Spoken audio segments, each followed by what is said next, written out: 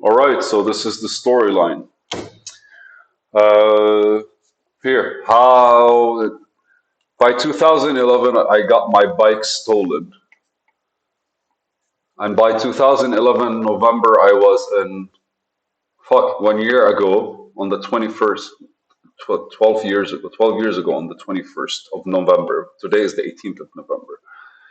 I found myself in Liberia, and I got a job over there. And from there, I started basically just I went there. I got a job at a hotel, and the goal was for me to kind of like construct to help. The guy told me I was supposed to help train because the people in the hotel, in the restaurant, not the hotel, because what I had was experience here working behind bars and in restaurants and building like actual like pubs and restaurants in Lebanon. So before I left here, I was a bar manager and I did that as a part-time job while I was working in finance. I worked in finance for a year and a half, 1 year. 1 year, and I did stocks on my own for 6 months, and I was unemployed for 2 years. Before that, I had just graduated and worked in Dubai for 11 months. Yeah, super fun, super fun. A lot has happened over the course between 2007 and 2011. I basically interchanged like 5 countries. I went to Qatar, I went to Kuwait, I visited all these places attempting to get jobs. And my last ditch effort in 2011 was to get a job in Dubai. But the last interview I was having with them kind of frustrated me because I went to Dubai to actually do the interview. But then when I went back to Lebanon, they gave me a call and gave me another interview where it's like, why should we hire you? And I'm like, no, bro, I went to like Dubai to show you that I'm serious about this shit. But I think it was more for me being arrogant or just not really understanding what corporate structure was. Uh, we still kind of like do not like it. I'm not gonna lie. I think corporate structure is like a structure for psychopaths. This whole like people are always attempting to say what they mean uh, without actually expressing any feeling behind it. I think it's a very psychopathic thing. I love it. The problem with that is a lot of people start lying because like they start getting good at how they would want to send a message. So they start lying about that instead of actually like understanding why and building some form of like a character in how they speak. They start speaking in the same monotonous way, and ultimately it becomes easier for them to take advantage or just be assholes. Anyways, so when I got to Liberia, I started working in that place in a restaurant, and then 2 months later, I started working selling tools in a shop. And then 6 months down the line, I was offered an extension of the contract for 2 years. I said no, I would only sign for 1 extra year, and they fired me the next day. So I went and I started researching the country in a much heavier way. And then after that, I went and I started. Uh, Wait, when did they send me money? Yeah, I remember I talked to the guy who brought me there, who sent me there, and he was like he had an empty land. So when I went there, I got the land, and we got a lease for like 12,000 a month a year. Maybe I shouldn't say this information out loud. Whatever. But I got the lease and I started constructing. July 2012, I started constructing the restaurant. It was called Villa Brown. And by October, it was open. 2012, I have an actual restaurant. And from there, I started trying to go back and forth. You can check it on Facebook, by the way. Like, you know. In 2014, we got Ebola. Ebola triggered me to start like investing more in people, and that kind of like opened how me trusting people. Because before Ebola, I was like started doing good, and like a lot of shit happened. I don't take things personally, but I take them as an opportunity for me to understand what could go wrong. And I always had that mentality, but it's exhausting to have that mentality most of the time because you always have to like when you're doing good, you can't be like, yeah, I'm doing good. You should always be like, okay, take a step back, recoup, and then when you're what might go wrong could be a lesson. So you have to prepare for what might go wrong. But the thing is, because you're always kind of like learning from what could go wrong, you welcome the break when something isn't wrong, and then you kind of like lose yourself in between. It's impressive. I don't know. But anyways, in 2017. And I think 2014, I had like my first discussion with myself about patterns, and I realized like since 2012 to 2014, I didn't actually get the chance to consider what I'm doing. I was more in survival mode.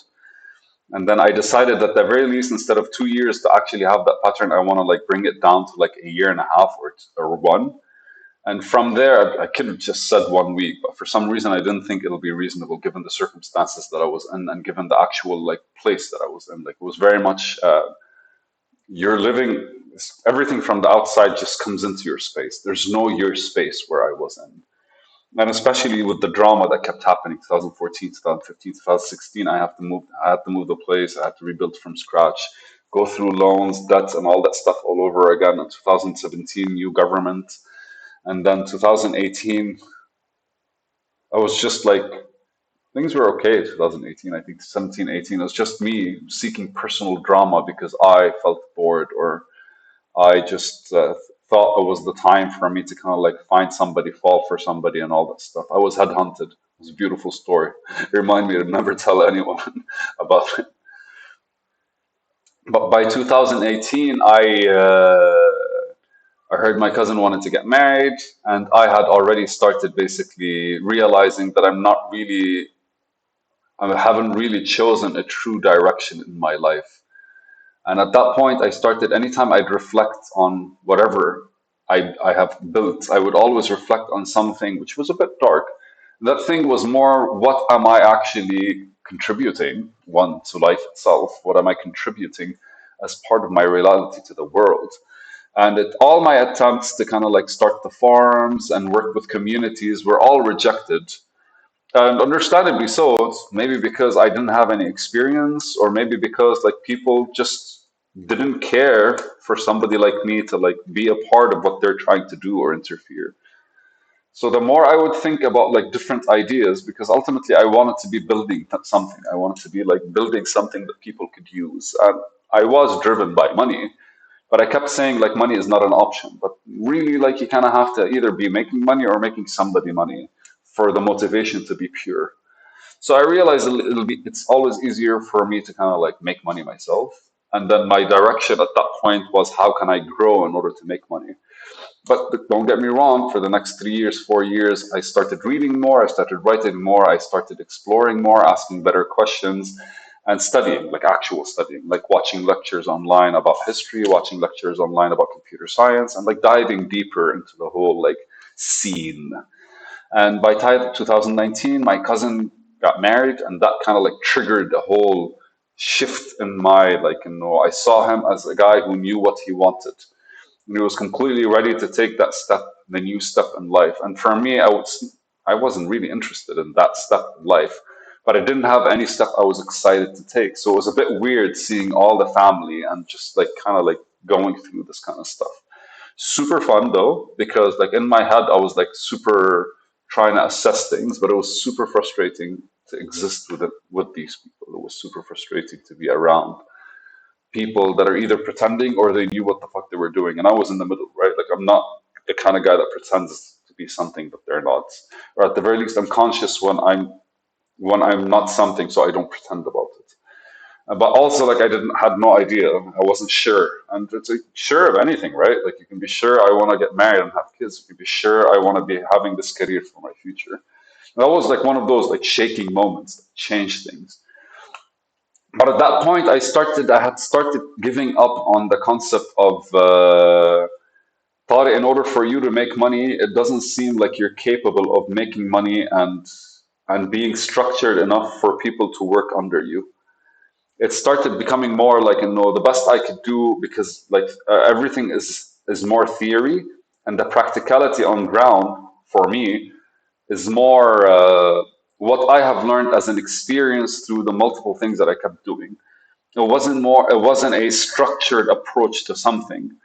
It's more of a how things could work and how things couldn't work.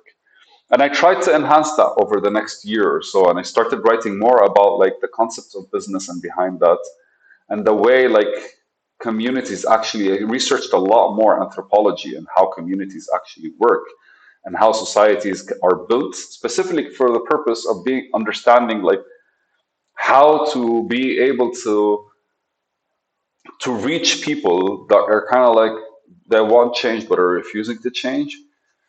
Funny because like that's basically most of the things that I've been failing with right now at the current, like meeting people and like consulting with them and trying to basically help them through a transitional change, one that they want but they don't really care for. But anyways, uh, and at that time I had like, I think blockchain became like something that I was looking at, and I started from there considering the implications that it might have on society if society actually applies it. And I think at that moment is where I realized something huge in my life. And the thing was, me putting in efforts has to compile on effort that has been done before. And that made me realize that almost every single day and every single month and every single year when I was like back in West Africa, they never built on top of each other when it comes to society as a reality. I always learned something new and I approached things differently, but they never stacked in a way where I can transfer any information or any experience to the outside world. And that's when I realized the structure that I might need or the actual process that builds on top of something is actually a requirement for somebody to become like successful the way I was looking at success. And again, I really did not want like that, hey, sit at home, watch TV with somebody's success, or I didn't want the whole drinking wine at a social scene and raising the glass to the people around me, go like, hey, yeah, I'm out today, success.